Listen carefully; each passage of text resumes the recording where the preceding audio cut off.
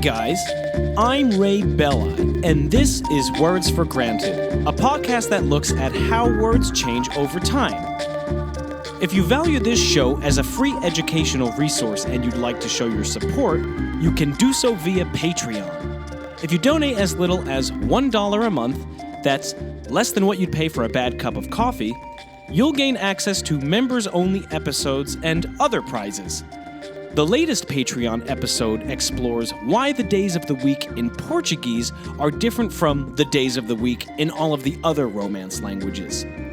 But prizes aside, you get to walk away with the satisfaction of knowing that you're directly helping to sustain the output of this show. Every little bit adds up, so if you're so inclined, go to patreon.com/wordsforgranted to find out more. Or just go to my website, wordsforgranted.com, and you can link to it from there. Thanks to Ephemeral for the recent contribution. Before we begin, I'd like to give a shout out to Breaking Math, another podcast in the Blank for Non-Blank network. It's not a language-oriented podcast, but it's fantastic nonetheless. The subject of math has always been one of my enemies, but even I can understand and enjoy the show. Like all of the podcasts in the Blank for Non-Blank network, Breaking Math seeks to bring obscure and complex subject matter to everyday people. Okay, with that, let's get on to today's episode, the final installment of our mini-series on the days of the week. If you're tuning into this show for the first time, then I recommend visiting the back catalog and listening to the Days of the Week general overview episode before continuing to listen to this one. It'll give you the historical and cultural context for some of the things we're going to discuss today, and I'm not necessarily going to reiterate the exposition that I've already covered. In Latin, Saturday was known as Saturni dies, literally the day of Saturn. It sounds a whole lot like the English word Saturday, and that's because Saturday is one of the direct etymological descendants of Saturni dies. If you're a regular listener of this show, then this should strike you as unusual. Thus far, none of the English words for the days of the week have come directly from Latin, but rather from loan translations based on Latin words. In the Julian calendar, which is basically the earliest version of the modern calendar that we use today, the names for the days of the week were all based on Roman planetary deities, and after Germanic-speaking peoples adapted this calendar, they substituted their own deities in place of the Roman ones. But Saturday is an exception to this rule. Why? The answer is straightforward, actually. The Germanic pantheon simply didn't have a god of its own whose attributes aligned with those of Saturn, so the Germans just left the name untranslated. The common Germanic word for Saturday was Saturnus dagas. Some of the modern Germanic languages, such as English and Dutch, which have the words Saturday and Zaterdag, respectively, preserve the Saturnus etymology, while others have developed different names altogether. For example, in the North Germanic languages, such as Norwegian, Danish, and Swedish, the word for Saturday is lordag, which comes from an Old Norse word meaning bath day or washing day. Ostensibly, this name preserves an ancient bathing custom that took place on Saturday that was unique to the North Germanic culture. In the German language itself, the main word for Saturday is Samstag, which, like most words for Saturday in the Romance languages, comes indirectly from the Hebrew word Shabbat, meaning Sabbath. German also has the words Sonnabend and Sonnabend, which both mean Sunday's Eve. But these points are digressions. Let's return our focus to the source of the word Saturday itself, Saturni dies. Let's take a look at the identity of the Roman god Saturn and investigate where his name may have come from. Saturn, known as Saturnus in Latin, is a very ancient god that developed a variety of different associations over time. In the earliest days of Rome, he was the main deity associated with the city itself, but he is better remembered by history as a god of agriculture, wealth, festivity, and time. The Roman Saturnalia, a festival marked by role reversals, gift-giving, revelry, and free speech, was held in his honor. Though Saturn acquired many different characteristics over time, one of his most important and consistent characteristics since the earliest records was agriculture. Because of this, the ancient Roman historian Varro historically linked the name Saturnus to the word satu, meaning sowing. That's S-O-W-I-N-G, not S-E-W-I-N-G.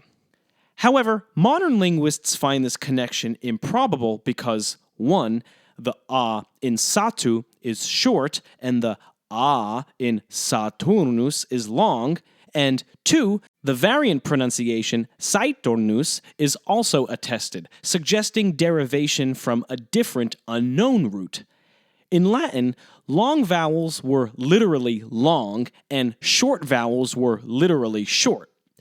I don't think that I've mentioned this on the show yet. My own amateurish pronunciation of Latin certainly doesn't consistently reflect this, but it's a point that is definitely worth mentioning. Since the Satu theory is probably false, let's move on to some other possibilities regarding the ultimate etymology of Saturnus. In his work On the Nature of Gods, Cicero proposes that Saturnus ultimately derives from satis, a Latin word meaning satiated, enough, or full. The premise of this connection is agricultural. Since Saturn was the god of agriculture, those who properly worshipped him would be full or satiated by an abundant harvest.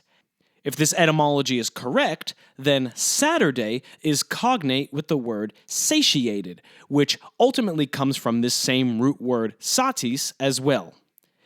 Yet another theory links the etymology of Saturnus to the Etruscan language. The Etruscans were the Romans' geographical neighbors on the Italian peninsula, and they had a god in their pantheon named Satre.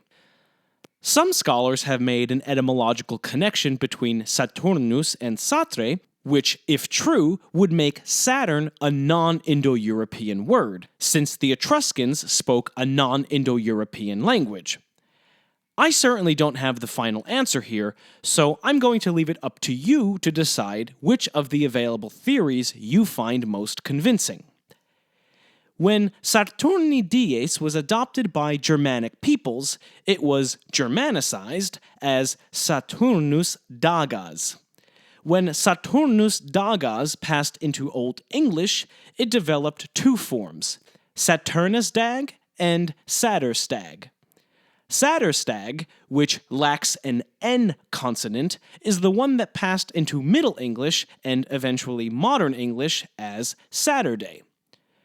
During the Old English period, Saturday was also called Sunafen, which literally means Eve of the Sun, or more accurately in this context, Sunday's Eve. It's the same model from which the German words Sonnabend and Sunnavend derive, both of which also mean Sunday's Eve. If you've listened to previous episodes in this mini-series, then you know that, unlike English, the modern Romance languages have inherited their names for the days of the week directly from the Latin names in the Julian calendar. The exception to this rule is Portuguese, and if you want to know more about that story, it's the topic of the latest Contributors Only episode on Patreon. Taking these two facts into consideration, one would assume that the English word Saturday shares a common etymological root with words for Saturday in the modern Romance languages. But, as alluded to earlier in this episode, this is actually false.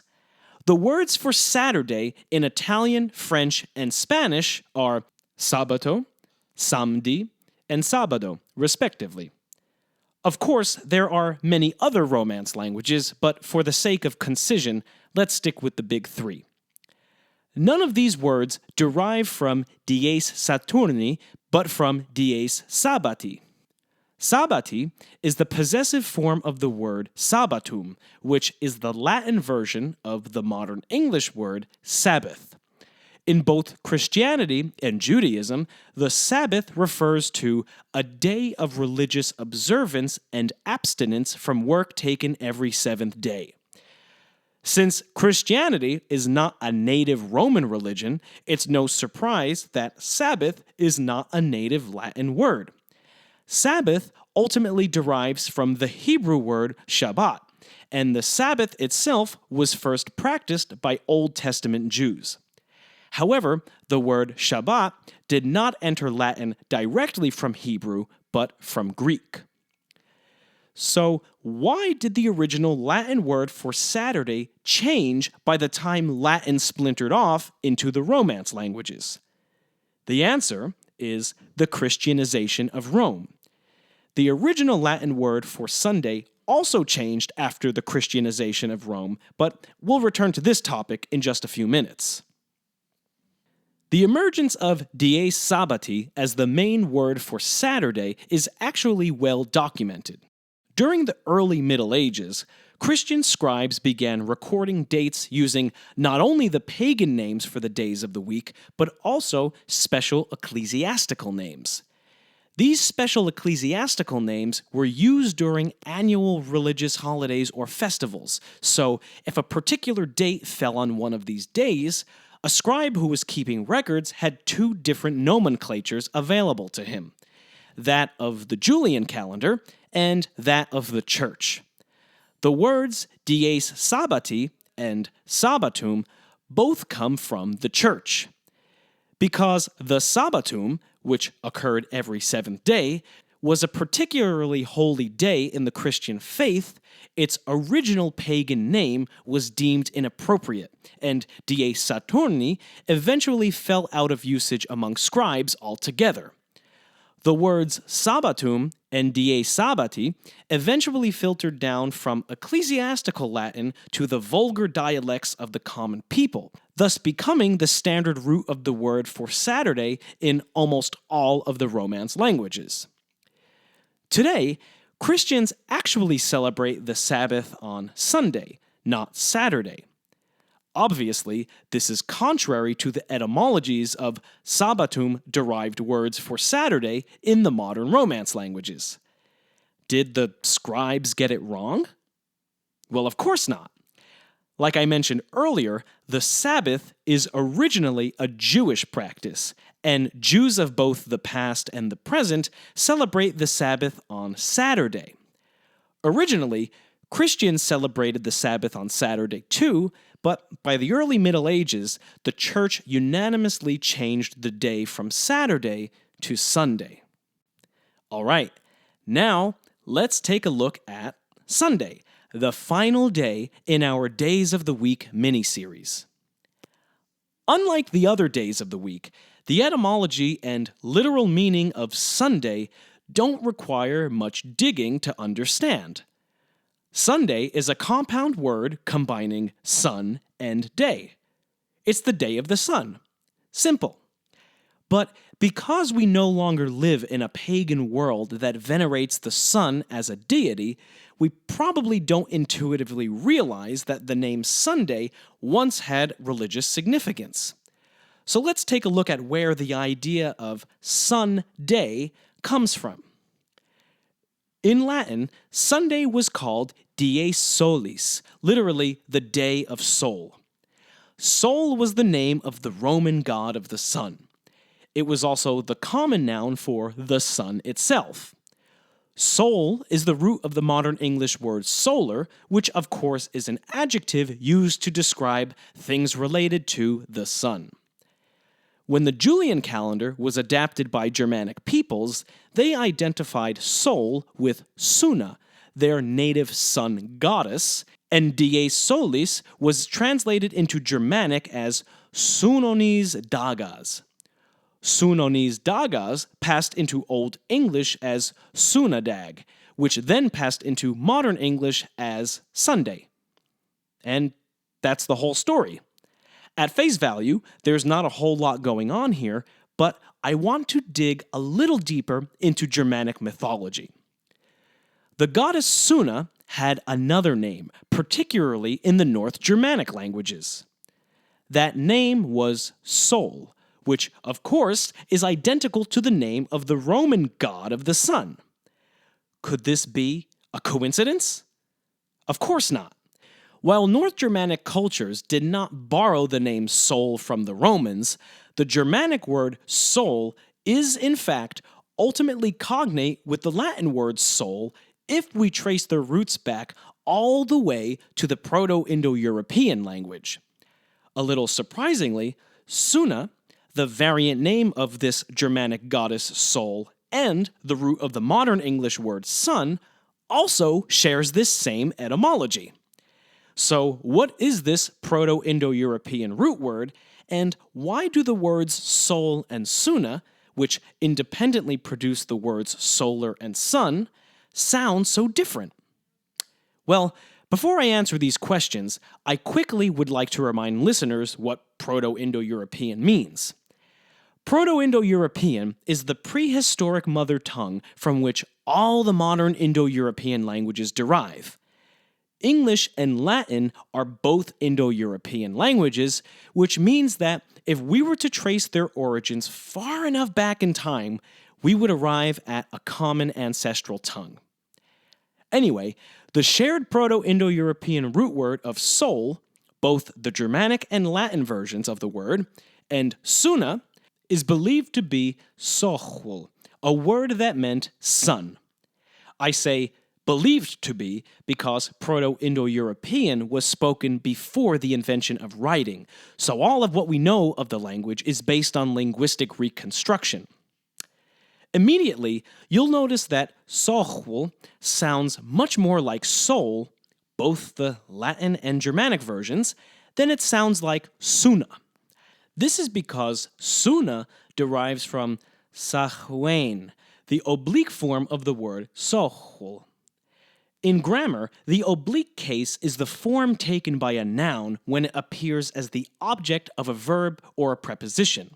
It suffices to say that Proto-Indo-European grammar was very complicated when compared to the grammar of a language like modern English, and part of this complexity derives from its many grammatical inflections. As we can see from the differences between the nominative form sohul and the oblique form sahuen, various inflections of a single word could sound very different. Among the various Indo-European languages, both dead and living, the words for sun nearly always derive from one of these two Proto-Indo-European forms.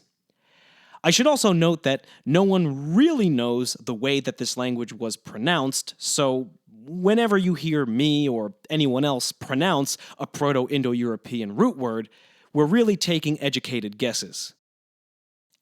As I alluded to earlier, the Romance languages do not carry on the direct etymological lineage of die solis from Latin. The words for Sunday in Italian, French, and Spanish are domenica, dimanche, and domingo, respectively. These words all derive from the Latin word dominicus, which comprises the roots dominus, meaning lord or master, and the suffix icus, meaning pertaining to or belonging to.